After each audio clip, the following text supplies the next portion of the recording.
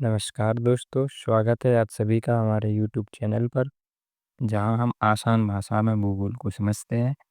आज हम बात करेंगे भारत के भू-आकृतिक विभाजन की, यानी भारत की भौतिक संरचना को कैसे बांटा गया है।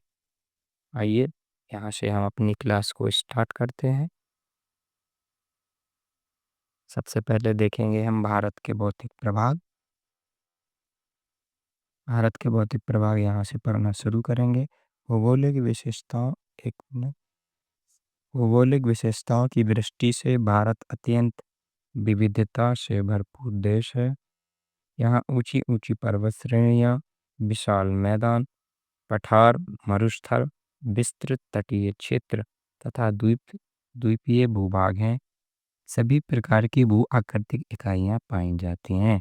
यानी कि हमारे भारत देश में सभी प्रकार की स्थलाकृतियाँ हैं। हमारे भारत में पहाड़ भी हैं, पर्वत भी हैं, रेगिस्तान भी हैं, तटीय क्षेत्र भी हैं और बड़े बड़े मैदान भी हैं। आइए इनको देखते हैं आगे। देश की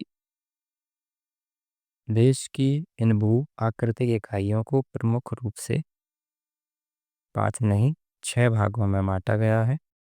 6 भागों में बांटा गया है जो निम्नलिखित हैं। पहला आता है हिमालय पर्वतीय प्रदेश। हिमालय का वो वाला रीजन जहाँ पे अपना हिमालय विस्तृत है, तो मतलब फैला हुआ है। और दूसरे नंबर पे आता है उत्तरी महान मैदान। तीसरे पे आता है मरुस्थल। तीसरे पे मरुस्थल आता है और चौथे पे है प्रायद्वीपीय पठार। पांचवें पे है तटीय मैदान और छठवां भाग है द्वीप समूह। ये हमने इस तरह की जो लाइन है बना के दिखाया है, ये हमारा हिमालय पर्वतीय प्रदेश है। और दूसरा था उत्तरी मैदान, ये वाला जो ग्रीन डॉट से दिखाया है, ये यहाँ यह हमारा विशाल उत्तरी मैदान है। तीसरे पे हमने पढ़ा था मरुस्थल, तो ये राजस्थान वाला ये जो ये डॉट डॉट करके दिखाया है, ये हमारा मरुस्थलीय क्षेत्र है। चौथे नंबर पे था प्रायद्वीपीय पठार। ये वाला जो हिस्सा है, ये वाला जो रीजन है, इसे प्रायद्वीपीय पठार कहते हैं। ये प्रायद्वीपीय पठार है। और पांचवें नंबर पे है तटीय मैदान। एक मिनट, हम इसको जरा साफ कर दें, फिर आगे बढ़ते हैं। यह है पांचवें नंबर पे तटीय मैदान।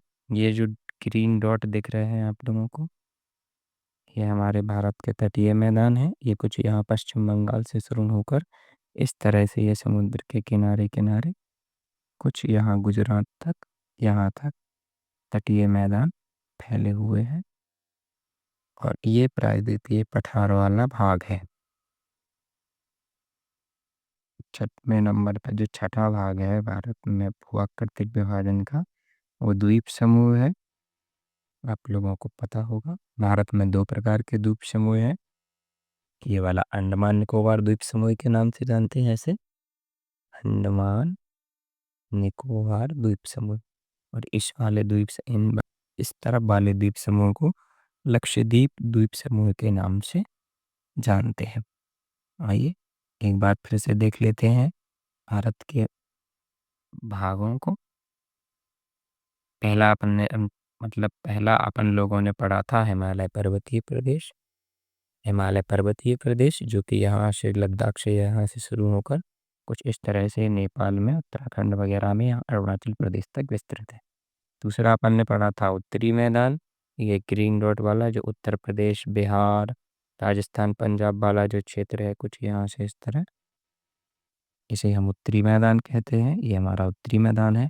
तीसरे पे हमने पढ़ा था मरुस्थल, राजस्थान वाला जो क्षेत्र है जहाँ रेत पाई जाती है, जो थार का मरुस्थल है जहाँ, इसे मरुस्थल के मरुस्थल कहते हैं। चौथे नंबर पे आता है प्रायद्वीपीय पठार। प्रायद्वीपीय पठार प्रायद्वीपीय पठार ये वाला रीजन है, इसे प्रायद्वीपीय पठार के नाम से जानते हैं। ये यहाँ पे लिखा भी हुआ है प्रायद्वीपीय पठार। लोगों जब भारत की भारत का उत्तरी गोलार्ध की ओर जब अपन खिसकना पड़ेंगे तब उसमें देखेंगे कि ये प्रायद्वीपीय पठार कैसे बना है। और छठवें पे अपन ने देखा द्वीप समूह। द्वीप समूह भारत में दो प्रकार के हैं, मतलब लक्षद्वीप समूह के नाम से जानते हैं, जो कि भारत की पश्चिम दिशा में है, दक्षिण पश्चिम दिशा में। और एक उत्तर दक्षिण पूरब दक्षिण दिशा में जो है, दक्षिण पूरब में जो है, उन्हें अपन अंडमान निकोबार द्वीप समूह के नाम से जानते हैं। चलिए आगे बढ़ते हैं। अब हम इन 6 भागों को एक एक करके पढ़ेंगे। भारत में किस प्रकार ये 6 जो भारत के विभाजन है किस प्रकार विस्तृत है, इनका अध्ययन आगे करेंगे।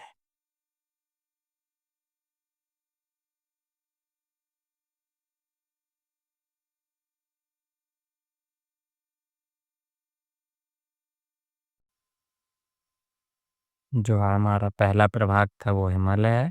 चलिए हिमालय के बारे में अध्ययन करते हैं। सबसे पहले इसका परिचय देखेंगे। हिमालय भारत की उत्तरी सीमा पर विस्तृत एक विशाल पर्वत है। आप लोगों को जानकारी होगी कि जो हमारा हिमालय है वो भारत में उत्तरी सीमा पर विस्तृत है, मतलब ये पूर्व या पश्चिम दिशा में नहीं है। कौन सी दिशा में है? उत्तरी दिशा में है। इसकी लंबाई लगभग 2400 किलोमीटर है। अगर इस तरह से लंबाई देखी जाए हिमालय पर्वत की तो लगभग कितनी किलोमीटर की है? 2400 किलोमीटर है। लंबाई लगभग 2400 किलोमीटर है और चौड़ाई लगभग, मतलब औसतन चौड़ाई कितनी है? 250 300 किलोमीटर, यानी कि पूर्वी दिशा में जो हमारा हिमालय है वो थोड़ा कम चौड़ा है, मात्र लगभग 150 किलोमीटर के आसपास है। और पश्चिम दिशा में हमारा हिमालय पर्वत जो है वो ज़्यादा चौड़ा हो जाता है, कुछ इस तरह से। तो इस तरफ पश्चिम दिशा में हिमालय ज़्यादा चौड़ा है, लगभग ये 500 किलोमीटर तक चला जाता है। ठीक है, आगे बढ़ते हैं।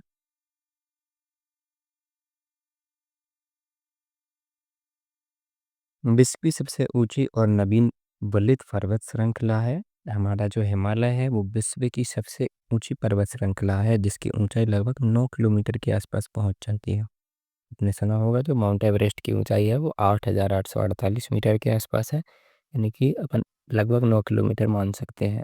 और आपने को ये भी जानकारी होगी कि धीरे धीरे हमारे हिमालय पर्वत जो हैं वो और ऊंचे ऊंचे होते जा रहे हैं। नवीन सबसे विश्व की सबसे ऊंची और नवीन वलित पर्वत श्रृंखला है। वलित पर्वत का मतलब होता है कुछ इस तरह के जो पर्वत होते हैं वलित पर्वत के नाम से जानते हैं, जो एकदम से ऐसे टॉप बन जाता है, वलित पर्वतों के नाम से जानते हैं। नवीन और वलित ऊंची और नवीन पर्वत श्रृंखला है।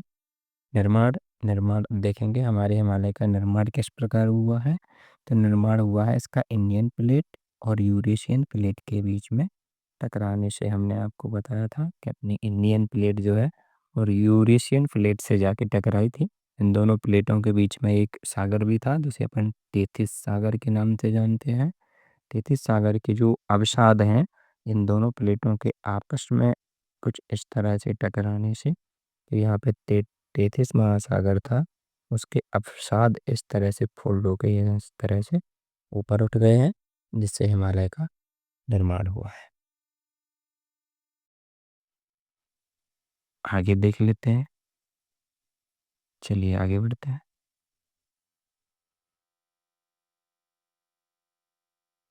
देखते हैं, ये देखिए ये क्या है। ये चित्र देख के आपको कुछ लग रहा है किस चीज़ का चित्र बना हुआ है? ये इस पे लिखा हुआ है मेंटल संबंध। एक तरह से आपको अगर दिखाई दे रहा होगा तो लगभग ये कुछ इस प्रकार का बना है। ये हमारी पृथ्वी का चित्र बना हुआ है।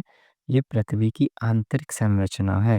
आप लोगों को ये ज्ञात होगा कि हमारी पृथ्वी के अंदर का जो ठोस, मतलब जो कोर भाग है उसमें लावा है, पूरी तरह से एकदम आग जैसे अंगारे भरे हुए हैं। वही लावा है। वो लावा क्या करता रहता है, मतलब कि वो लावा ट्रेवल करता रहता है, नीचे से ऊपर की तरफ आता है इस प्रकार से। ये लावा इस प्रकार से आता है और हमारी पृथ्वी की भूपर पट्टी जो है वो अपनी मेंटल के ऊपर कुछ इस प्रकार की प्लेट है। बनी हुई है। तो अपनी पृथ्वी पर ऐसी बहुत सारी प्लेटें बनी हैं, छोटी और बड़ी सब प्रकार की प्लेटें हैं। ये प्लेटें आपस में इधर उधर चलती रहती हैं। जैसे अपन लोग देखेंगे, एक ये हम बताते हैं आपको किस प्रकार ये मूवमेंट करती है, किस प्रकार ये चलती हैं। तो यहाँ से जैसे कि मान लीजिए कुछ यहाँ देखते हैं, तो ये इस प्रकार से लावा पृथ्वी के इस प्रकार से लावा पृथ्वी के गर्भ से ऊपर की तरफ जब आता है इस प्रकार से, और यहाँ पे जब ये लावा इससे कुछ ऊपर पट्टी से टकराता है, तो ये ऊपर पट्टी से कुछ इस दिशा में लौट जाता है और कुछ इस दिशा में लौट जाता है। तो यहाँ पे जो दो प्लेटों का जो मुहाना होता है, जहाँ से ये लावा कुछ इस तरफ कुछ इस तरफ मुड़ जाता है, उसे अपसरण सीमा कहते हैं। आप लोगों ने नाम सुना होगा। अभिसरण मतलब दो प्रकार की चीजें जब एक ही दिशा में आए, आमने सामने हो, तो वो अभिसरण सीमा है। और जब एक दूसरे से दूर जा रही हो, वो अपसरण सीमा है। यहाँ पर अब यहाँ पे अपसरण सीमा बनती है और प्लेटें एक दूसरे से और दूर होती जाती हैं। प्लेटें जब एक दूसरे से और ज़्यादा दूरी बना लेती हैं, आप लोगों ने नाम सुना होगा, यहाँ पे कोई खाई या खड्डे का निर्माण हो जाता है। पड़ा होगा कहीं कहीं पे, तो खाई बन जाती है। जब ये प्लेट है, ये इधर खिसक जाएगी, ये इधर खिसक जाएगी, बीच वाला जो हिस्सा है वो थोड़ा सा वो नीचे धंस जाएगा। तो यहाँ पे अपसरण सीमा पे ज़्यादातर खाई का निर्माण होता है। और ये जो लावा यहाँ जाके जाता है, एक बूंद के बाद कुछ लावा यहाँ से अगर आ रहा हो, ये दोनों आपस में यहाँ पे एक साथ होते हैं और ये फिर नीचे की तरफ इस प्रकार जाना शुरू कर देते हैं। आपने देखा होगा कहीं पे भी कोई कुछ बना रहा हो, तो खोलता हुआ जो तेल जिस प्रकार जाता है, जैसे बीच में जो केंद्र होता है, वहाँ से वो किनारे की तरफ चला जाता है और किनारे से फिर लौट के ऊपर से फिर से आ जाता है। तो इस प्रकार से ये अंदर की तरफ जाता है, तो ये अभिसरण सीमा है। यहाँ पे दो प्लेटें आपस में एक दूसरे के साथ आमने सामने भिड़ती हैं कुछ इस प्रकार से।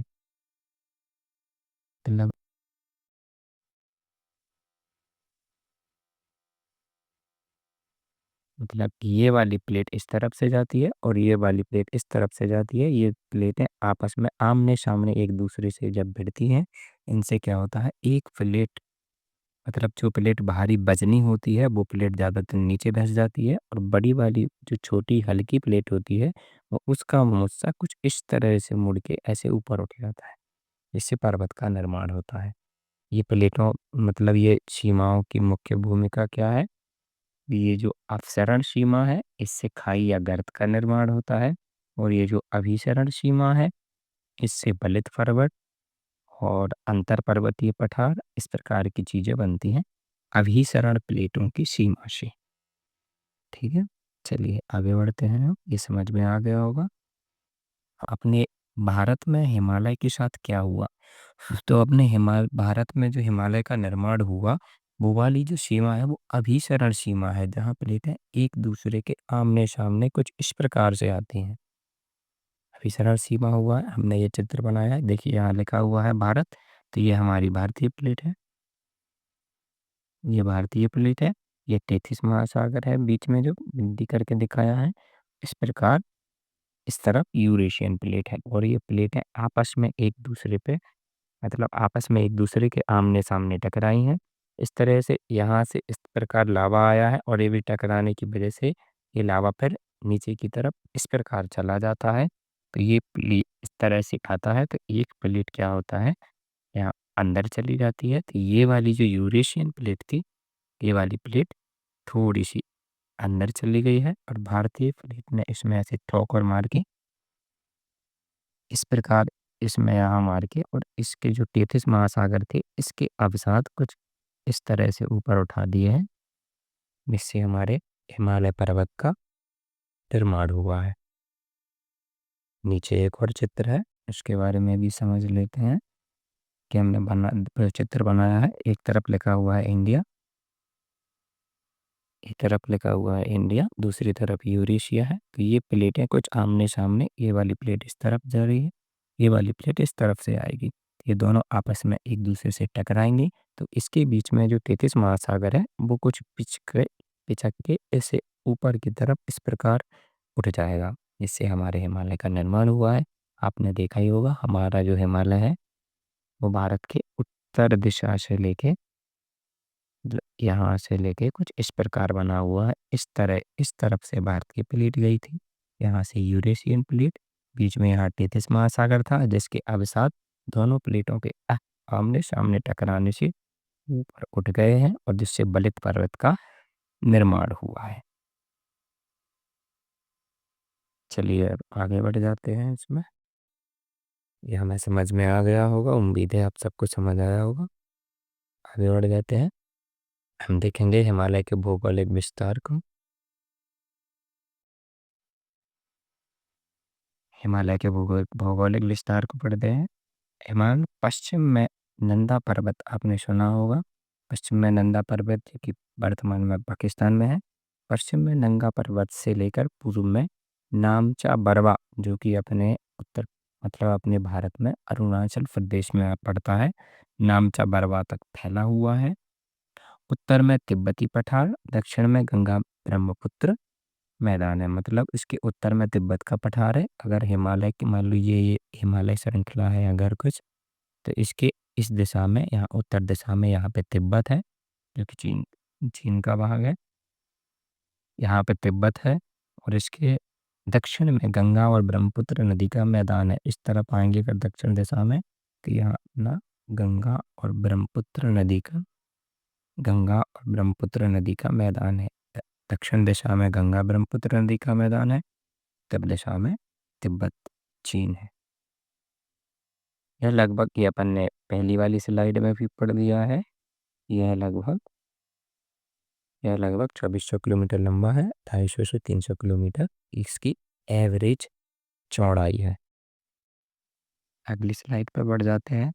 हिमालय के प्रमुख चार भाग हैं। पहला है शिवालिक हिमालय, दूसरा है मध्य हिमालय, तीसरा है महान हिमालय, चौथा है ट्रांस हिमालय। इसमें हमने चित्र भी लगाया है, इसमें देखते हैं। ये देखिए हमने कुछ इस प्रकार से यहाँ बनाया है। हमने कहा था कि अपना जो हिमालय है वो पूर्व दिशा में कम चौड़ा है, मात्र 150 किलोमीटर है। पश्चिम दिशा में ज़्यादा चौड़ा है जो कि लगभग 500 किलोमीटर के आसपास है। और इस प्रकार के ये जो आपको दिख रहे होंगे, यहाँ से मतलब अगर शुरू करें इस तरफ से उत्तर दिशा में जाना शुरू करें तो पहले शिवालिक हिमालय पड़ता है, फिर मध्य हिमालय पड़ता है, उसके बाद महान हिमालय पड़ता है। और ये वाला जो रीजन है इसे हम ट्रांस हिमालय के नाम से जानते हैं। इसे कहते हैं हम ट्रांस हिमालय। ये ट्रांस हिमालय है। ये ठीक है, याद रहेगा।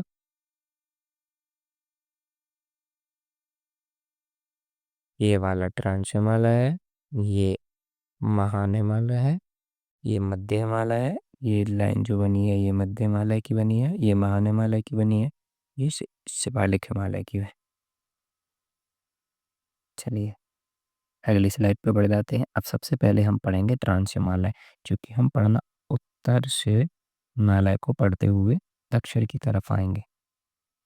उत्तर दिशा से दक्षिण दिशा तक के क्रम में पढ़ेंगे हम। दक्षिण दिशा के क्रम में हिमालय का अध्ययन करेंगे। पहले हम आते हैं ट्रांस हिमालय पे, जो हमने यहाँ घेरा था, ये वाला रीजन। एक मिनट, ये वाला रीजन तो पहले यहाँ पढ़ते हैं ट्रांस हिमालय को। ट्रांस हिमालय या तिब्बतन हिमालय, इसे ट्रांस हिमालय के नाम से भी जानते हैं और तिब्बत हिमालय भी कहते हैं। महान हिमालय के अपन जो महान हिमालय है उसके उत्तर में है, मतलब उत्तर दिशा की तरफ है ये हिमालय। भारत तिब्बत की सीमा पर, भारत और तिब्बत की सीमा पे विस्तार है अपने ट्रांस हिमालय का। ऊंचाई है इसकी एवरेज ऊंचाई 3000 से 5000 मीटर है, यानी कि 3 किलोमीटर से 5 किलोमीटर। 3 किलोमीटर से 5 किलोमीटर, 5 किलोमीटर है। पर्वत श्रृंखला है इसमें मुख्य मुख्य मतलब प्रमुख कौन सी पर्वत श्रृंखला है, तो इसमें काराकोरम में एक पर्वत श्रृंखला है जिसे हम केटू के नाम से जानते हैं। जिसकी ऊंचाई है 8,611 मीटर। 8,611 मीटर। उसके बाद आता है Ladakh range, Zanskar range, Kailash range. हमने यहाँ पढ़ा भी था, देखा भी था। एक मिनट, ये वाला, ये वाली रेंज जो है, ये ये लद्दाख रेंज है। ये लद्दाख रेंज है। और कौन पड़ा था? ये लद्दाख रेंज है, ये जास्कर रेंज है, और ये कैलाश रेंज है। मतलब ये लद्दाख श्रेणी, ये ये वाली जास्कर श्रेणी है। ये लद्दाख श्रेणी है, ये जास्कर श्रेणी है, ये कैलाश श्रेणी है। जलवायु कैसी है हमारे हिमालय की? जलवायु शुष्क है, ठंडी, वर्षा बहुत ही कम होती है। यहाँ की जलवायु कैसी है? ठंडी है, आपको पता है। बर्फीय प्रदेश है तो ठंडा ही होगा। वर्षा बहुत कम होती है क्योंकि यहाँ के मानसून में जो ह्यूमिडिटी होती है, जो संघनन होता है, वो बहुत ही कम होता है। क्योंकि यहाँ पे जो वातावरण है वो खुला वातावरण पाया जाता है। मतलब बादलों में ऊपर धूलिया मिट्टी नहीं होती है। इससे यहाँ वर्षा बहुत ही कम होती है। अधिकतर अगर ज़्यादा वर्षा हुई भी तो बर्फबारी होती है, वर्षा बहुत ही कम होती है।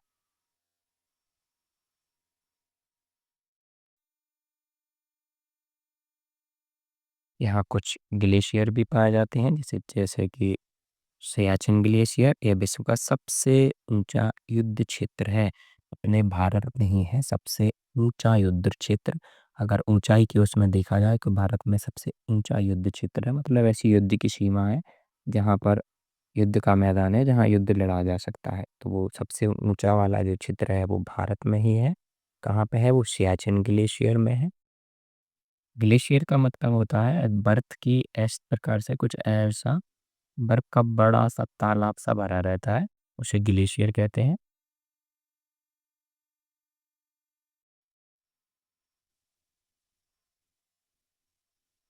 चलिए आगे बढ़ते हैं।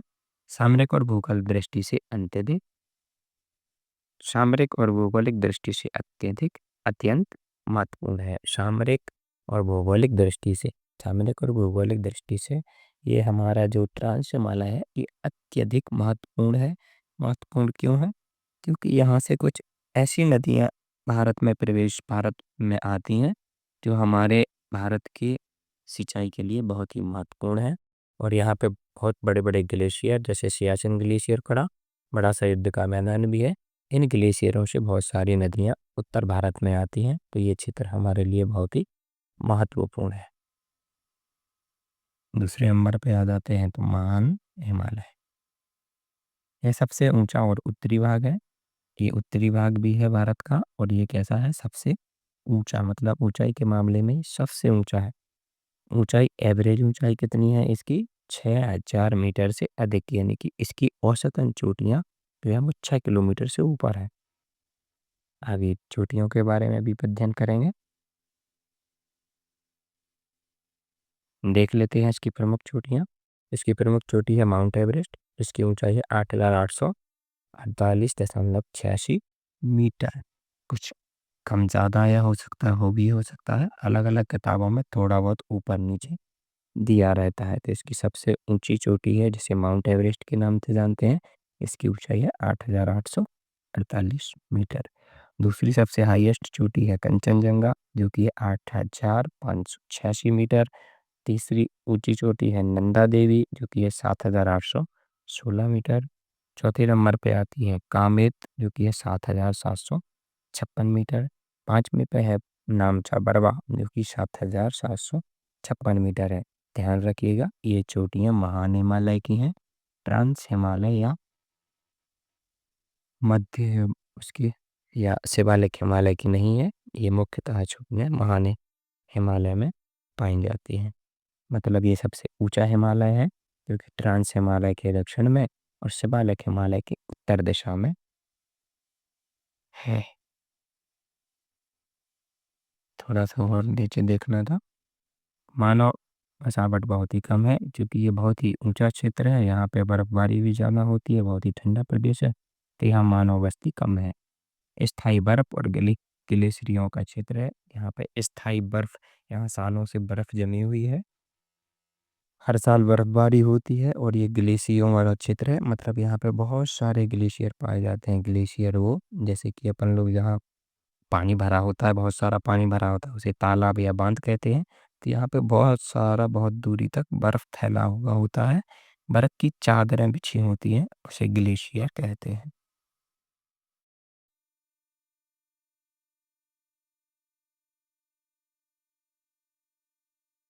आगे बढ़ते हैं, अब आ जाते हैं मध्य हिमालय पे। मध्य हिमालय जिसे अंग्रेजी में लेज़र हिमालय कहते हैं या हिमाचल रेंज कहते हैं, शिवालिक के उत्तर में, हिमाद्री के दक्षिण में, जो महान हिमालय है उसके दक्षिण दिशा में यानी कि इस तरफ, और शिवालिक हिमालय की उत्तर दिशा में है। ऊंचाई 1300 से 5000 मीटर तक है। मतलब इसकी औसत ऊंचाई 1300 मीटर से 5000 मीटर के, मतलब कि 1.3 किलोमीटर से 5 किलोमीटर के बीच में है इसकी ऊंचाई। कुछ चोटियां ज़्यादा ऊंची हैं, कुछ चोटियां कम ऊंची।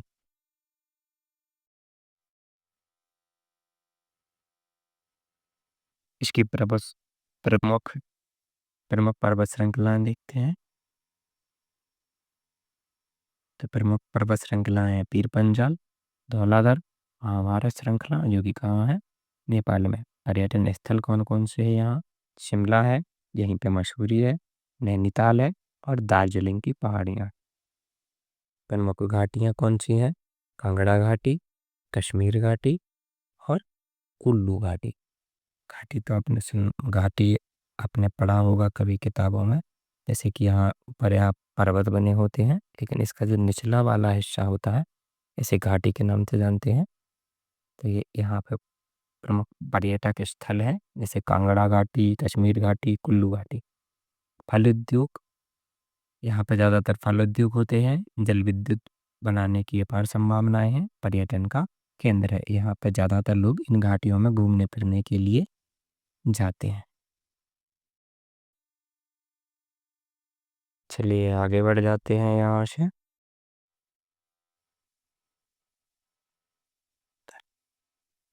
चलिए आगे बढ़ते हैं, आखिरी देख लेते हैं हमारा जो शिवालिक का सबसे दक्षिणी हिस्सा है, सब हिमालय का सबसे दक्षिणी हिस्सा है, जिसे शिवालिक शिवालिक पर्वत श्रृंखला के नाम से जानते हैं। स्थिति सबसे दक्षिणी भाग है, ये हिमालय का सबसे दक्षिणी भाग है, सबसे नवीन है, क्योंकि सबसे पहले ट्रांस हिमालय का फॉर्मेशन हुआ, फिर महान हिमालय बना, उसके बाद मध्य हिमालय बना, और अंत में बना शिवालिक हिमालय।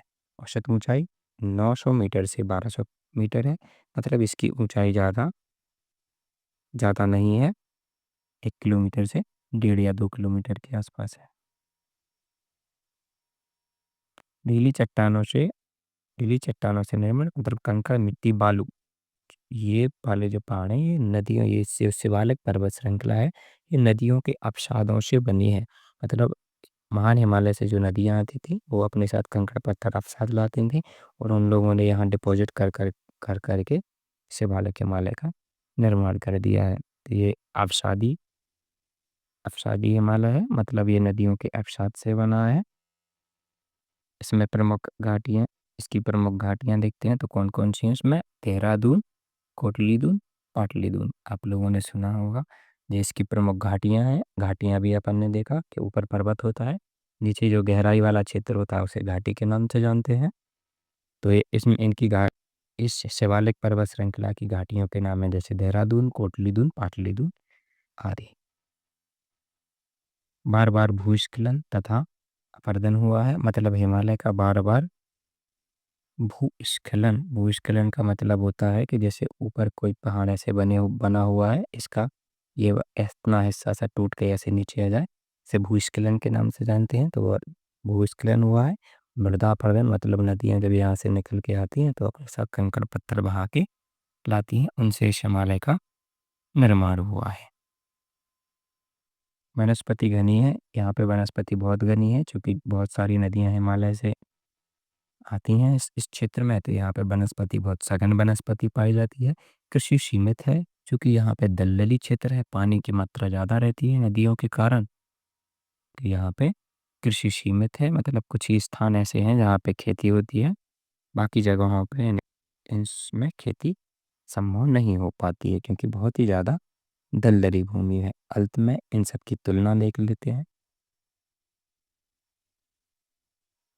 आइए अंत में इन सब की तुलना देख लेते हैं। तो शिवालिक हिमालय जो हमारे हिमालय पर्वत की सबसे दक्षिणी श्रृंखला थी, शिवालिक हिमालय, उसकी ऊंचाई कितनी थी? 900 से 1200 मीटर।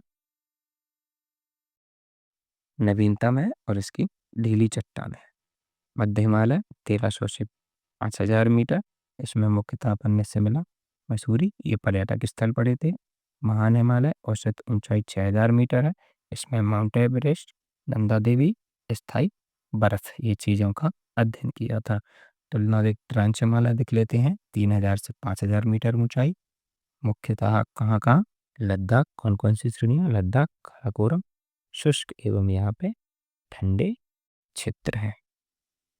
यहाँ पे हमारे भारत के जो भू आकृतिक प्रदेश हैं जिन्हें हम 6 भागों में बांटते हैं, उसके एक भाग का हमने बहुत ही अच्छे तरीके से अध्ययन किया है।